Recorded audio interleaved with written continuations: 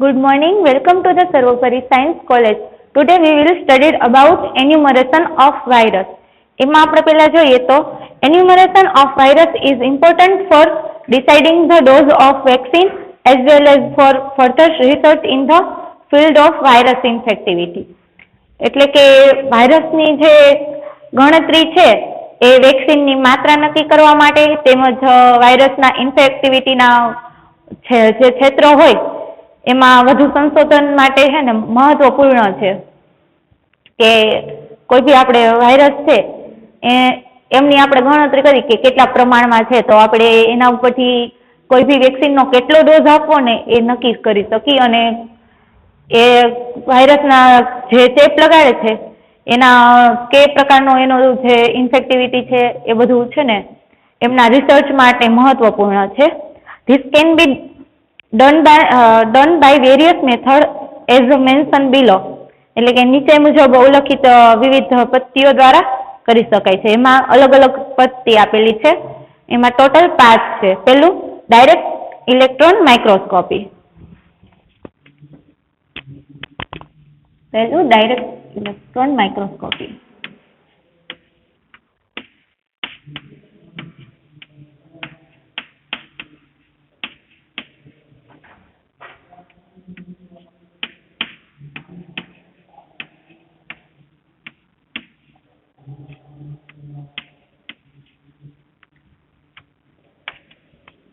બીજું છે પ્લાક એસે.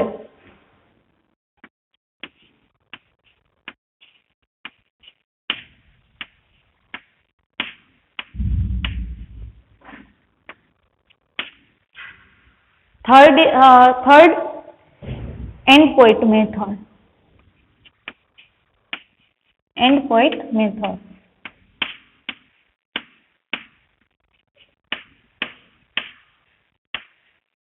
ચોથું haemagglutination method.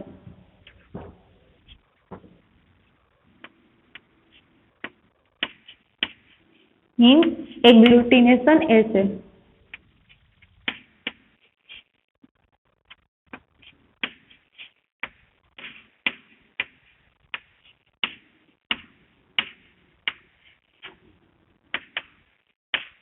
And last method, particle count and infectivity.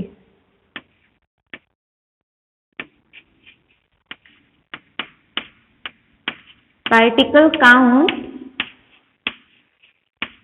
and infectivity.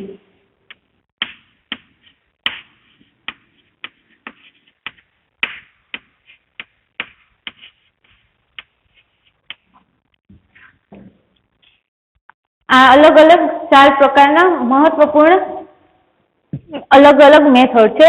પહેલી direct electron microscopy, બીજી પ્લાક assay, third endpoint method, ચોથી હિમ એગ્લુટિનેશન એસે અને લાસ્ટ પાર્ટિકલ કાઉન્ટ એન્ડ ઇન્ફેક્ટિવિટી. એમાં પહેલા આપણે ડાયરેક્ટ માઇક્રોસ્કોપીમાં આપણે જોઈએ ડાયરેક્ટ ઇલેક્ટ્રોન માઇક્રોસ્કોપીમાં તો the counting is done by observation of viruses directly under electron microscopy after being subjected to certain procedures.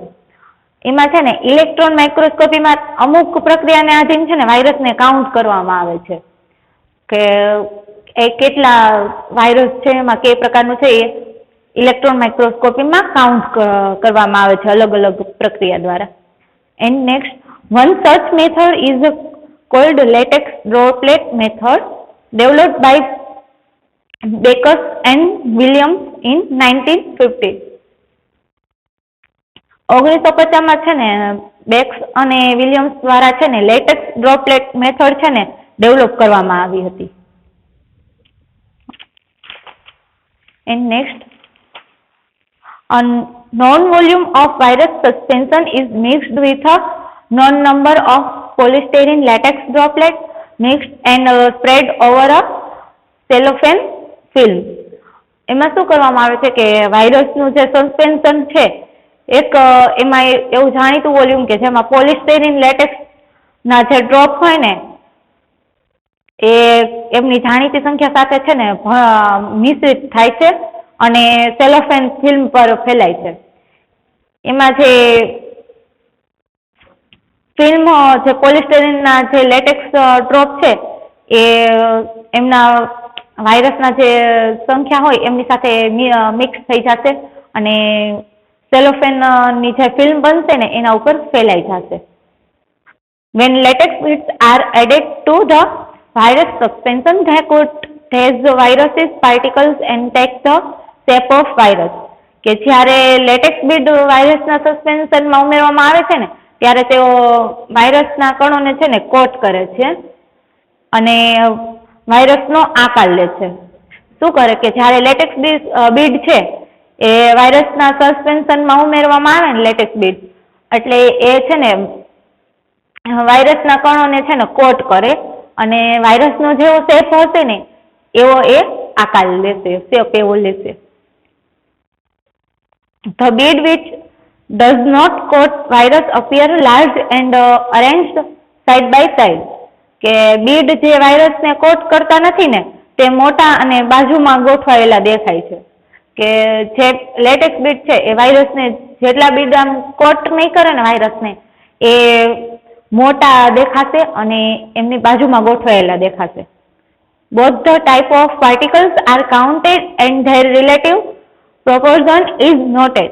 હવે એમાં શું કહેવા માંગે છે કે બંને પ્રકારના જે પાર્ટિકલ હોય ને એને કાઉન્ટ કરવામાં આવે છે અને તેમને સંબંધિત છે ને એનું પ્રમાણ નોંધવામાં આવે છે કે એ કેટલા પ્રમાણમાં છે. એમાં જે વાયરસ છે એ કોટ થયેલા અને કોટ ન થયા હોય ને એ બંને છે ને કાઉન્ટ કરવામાં આવે છે અને પછી એમનું જે વોલ્યુમ હોય પ્રમાણ હોય એ નક્કી કરવામાં આવે છે. As the number of latex particles added along with virus in the film is predetermined, the proportion is coated and uncoated latex particles can give the number of virus particles in the film. કે જેમ કે ફિલ્મમાં વાયરસની સાથે ઉમેરવામાં latex કણોની સંખ્યા છે ને પૂર્વ નિર્ધારિત છે કે એમાં લેટેક્સ બીડ છે એને કેટલા પ્રમાણમાં છે ને વાયરસની સાથે ઉમેરવું એ નક્કી કરેલું હોય કે કેટલા પ્રમાણમાં છે ને લેટેક્સ બીડ વાયરસની સાથે ઉમેરવામાં આવે.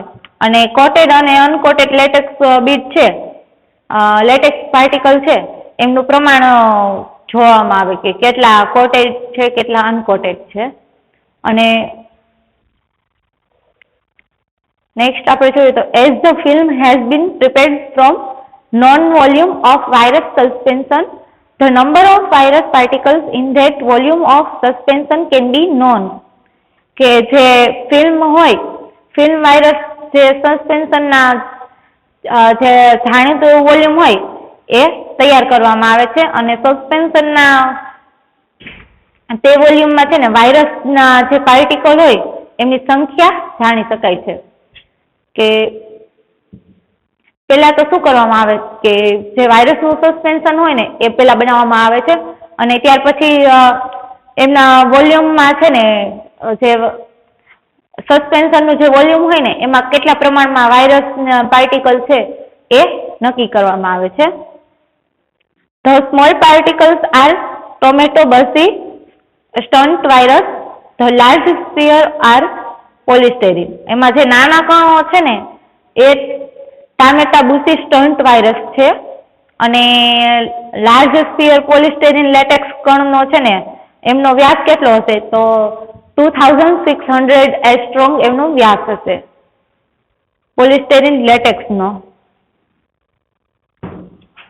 એનો વ્યાસ કેટલો હશે તો કે 2600 એસ્ટ્રોંગ.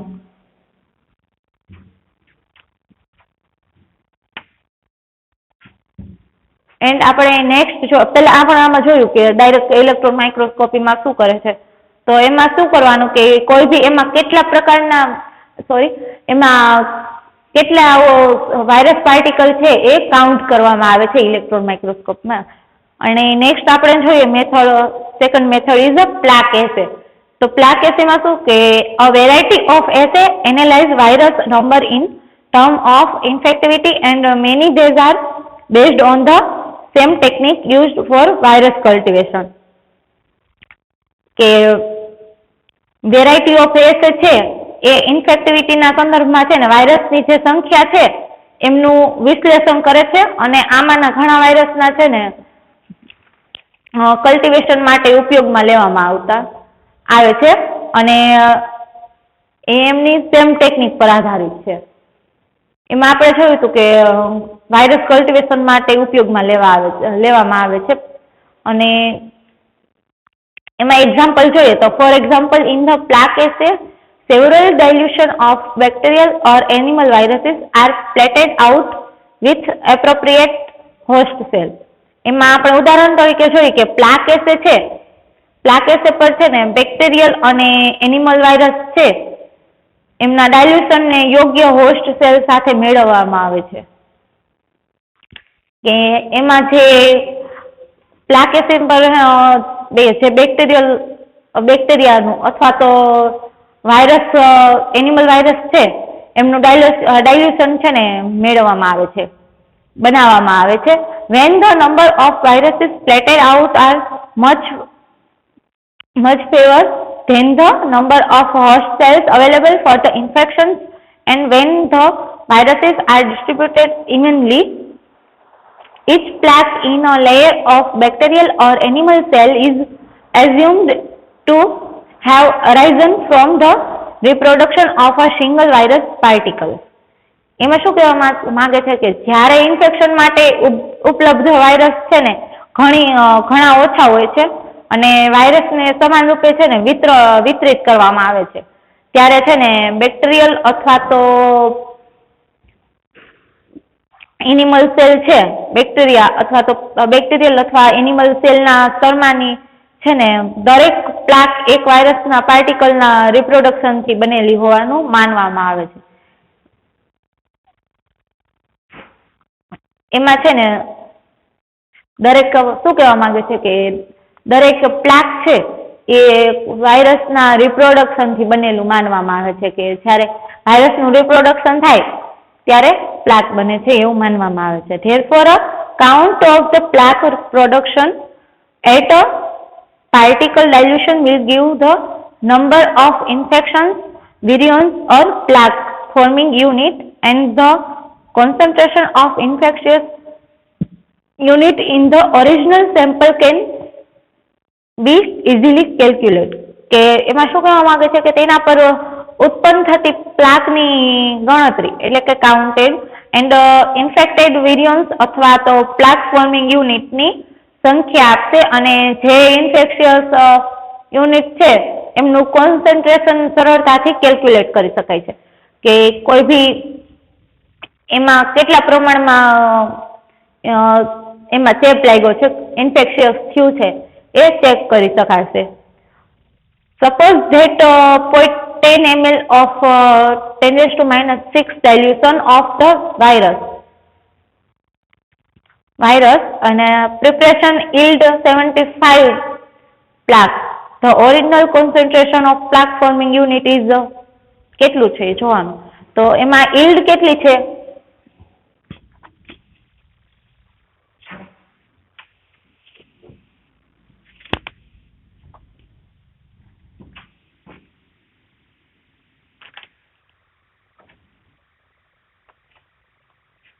plaque forming unit per ml. એમાં આપણે જોઈએ તો yield કેટલી આપેલી છે તો કે 75.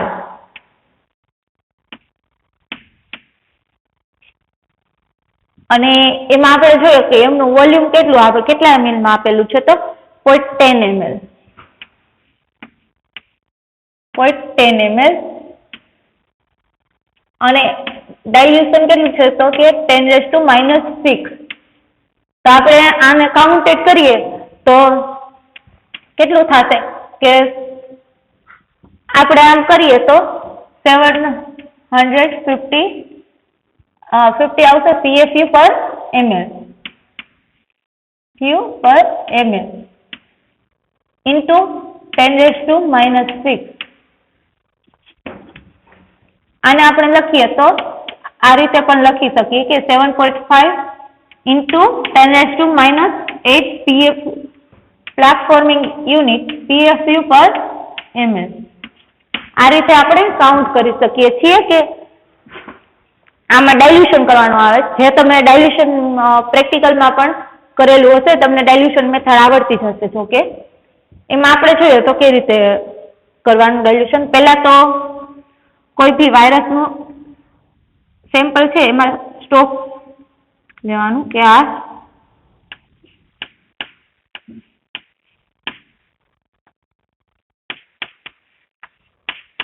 વાયરસ સ્ટોક છે એમાંથી આપણે ડાયલ્યુશન કરીએ તો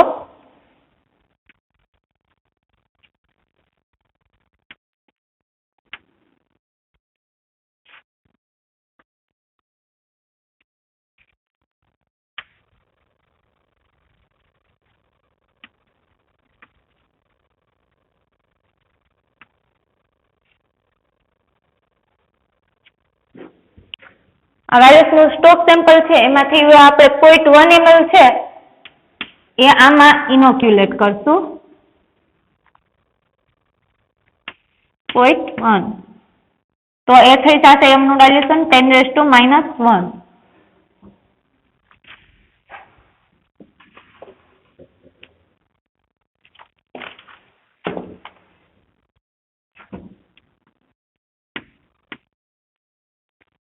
અને આમાંથી વળી લઈને આપણે 0.1 ml આમાં ઇનોક્યુલેટ કરશું. 0.1 એટલે આ થશે 10⁻².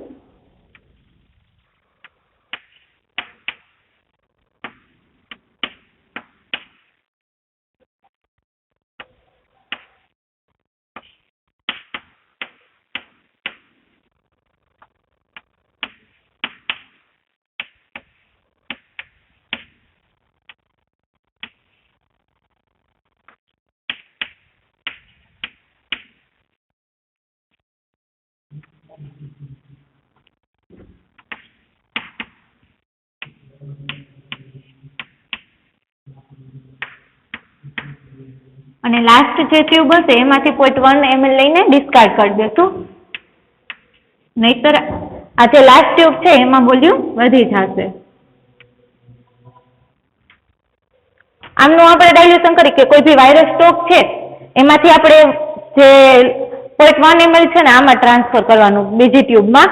0.1 ml કરી પછી આમાંથી વળી એમ બીજી ટ્યુબમાં 0.1 ml ઇનોક્યુલેટ કરવાનું. એટલે શું થશે કે જેમ આપણે આમ આગળ જતા જઈએ એમ વાયરસનું જે કોન્સન્ટ્રેશન છે એ ઘટતું જશે. અને આપણે પ્લેટમાં આપણે ઇનોક્યુલેટ કરી આ હરેક ટ્યુબનું આપણે ડાયલ્યુશન કર્યું. હવે ડાયલ્યુશન કર્યું એમાંથી આપણે પ્લેટ બનાવી. પ્લેટમાં જો આ કોઈ બી 1 ml છે એ આપણે અગર પ્લેટ કે કોઈ બી પ્લેટ છે એમાં ઇનોક્યુલેટ કરી 0.1 ml નું સ્પ્રેડિંગ કરી 0.1 ml ઇનોક્યુલેટ કરીને સ્પ્રેડિંગ કરી તો જે પહેલી ટ્યુબ હશે એમાં વધારે ગ્રોથ જોવા મળશે.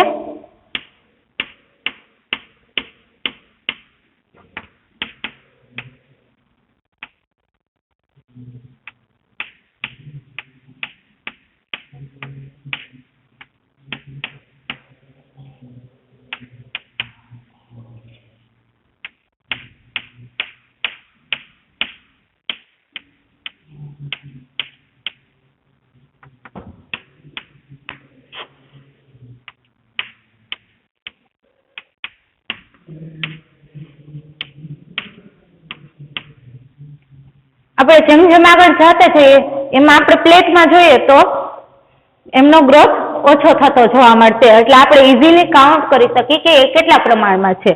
આ રીતે ડાયલ્યુશન કરવામાં આવે છે. અને આપણે PFU માં જોયું કે પ્લાક ફોર્મિંગ યુનિટમાં જોયું તો એ કેવી રીતના કેલ્ક્યુલેટ કરી શકાય છે. એમનું કોન્સન્ટ્રેશન કેવી રીતે જાણવું એ આ પરથી નક્કી થઈ શકે છે કે આ જેટલી ઈલ્ડ હોય અને એના ઉપરથી નક્કી કરવાનું કે એ કેટલા પ્રમાણમાં લીધેલું છે અને એમનું ડાયલ્યુશન કેટલું છે એ જોવાનું. એના પરથી આપણે નક્કી કરી શકીએ છીએ. ઓકે, નેક્સ્ટ આપણે જોઈએ તો end point method. End point મેથડમાં જોઈએ તો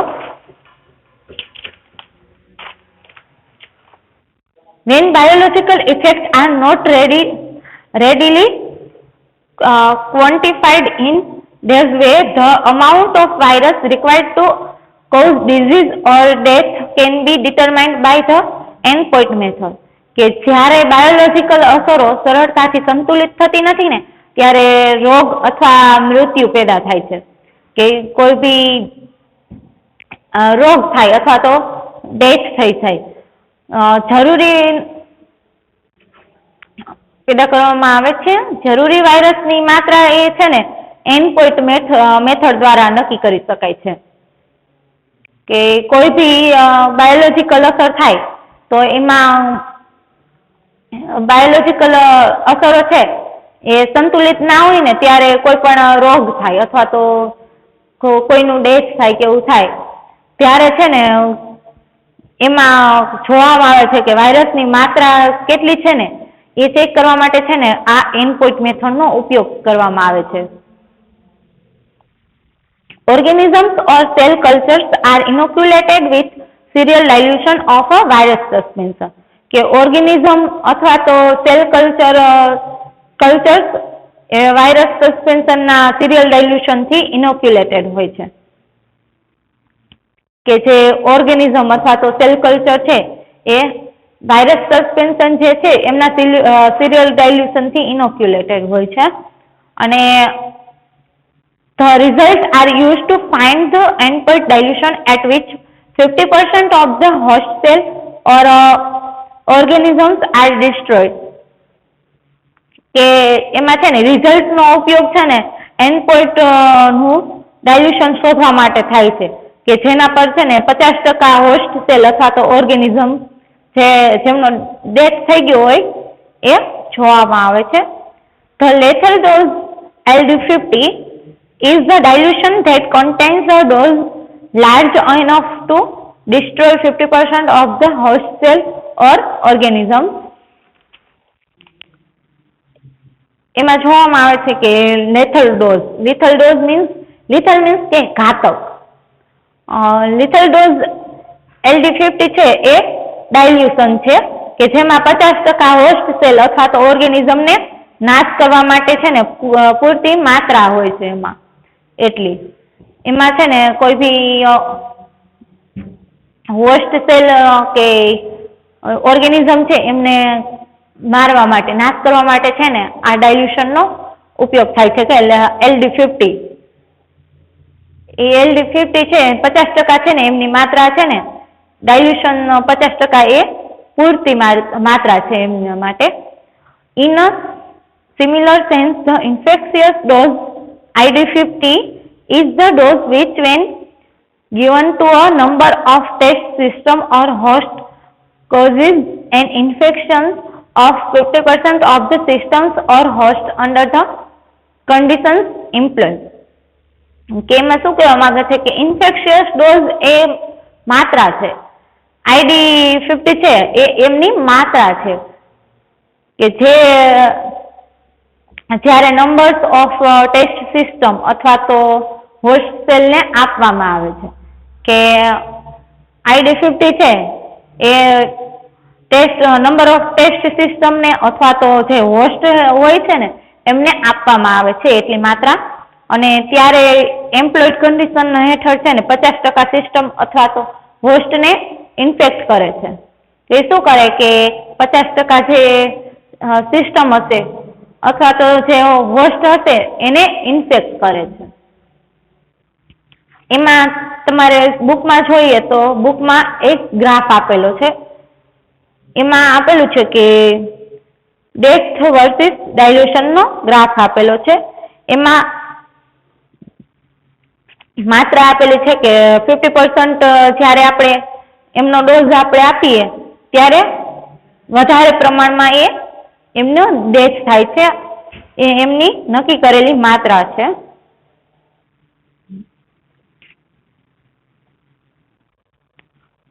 એમાં જોઈએ તો LD50 is indicated by the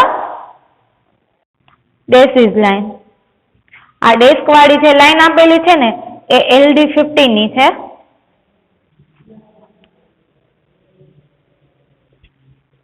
જોઈએ આપણે ગ્રાફ.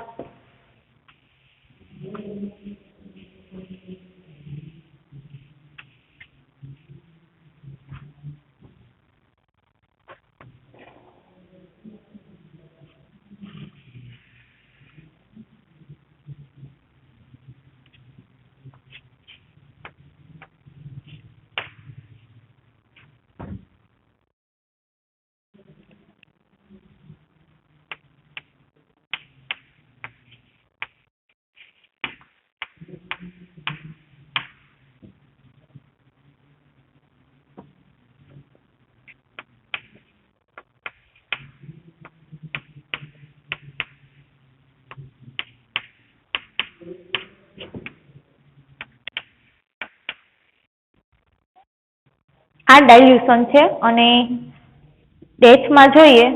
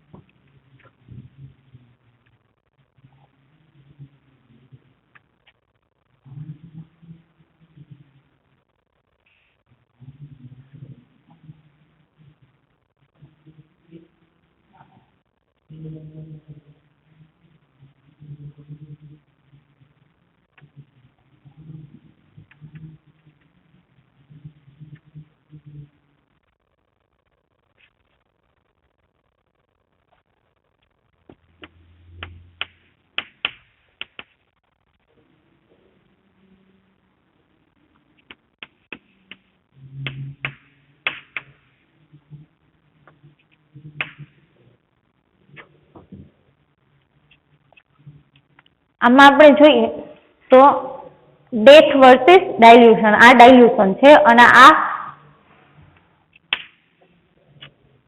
છે નક્કી કરો અહીંયા વધારે પડતો છે, વધારે ડેથ થશે કયા કોન્સન્ટ્રેશન એ વધારે જોવા મળશે એ નક્કી થાય છે. LD50 is indicated by the dash line. આ LD15 માટેની છે. And hypothetical dose response curve. આ ફિગર છે એ હાઇપોથેટિકલ ડોઝ રિસ્પોન્સ કર્વ છે. આજે આપણે જોયું, આપણે 3 મેથડ જોયા છે. પહેલી તો ડાયરેક્ટ ઇલેક્ટ્રોન માઇક્રોસ્કોપી, સેકન્ડ પ્લાક એસે અને ત્રીજું એન્ડ પોઈન્ટ મેથડ. એમાં આપણે જોયું કે કઈ રીતના વાયરસનું કાઉન્ટ કરી શકાય છે, ડાયલ્યુશન કઈ રીતે કરવાનું અને આપણે કઈ રીતે કેટલી માત્રામાં આપણે ડોઝ આપવાનો એ આપણે આજે જોયું. Okay, thank you.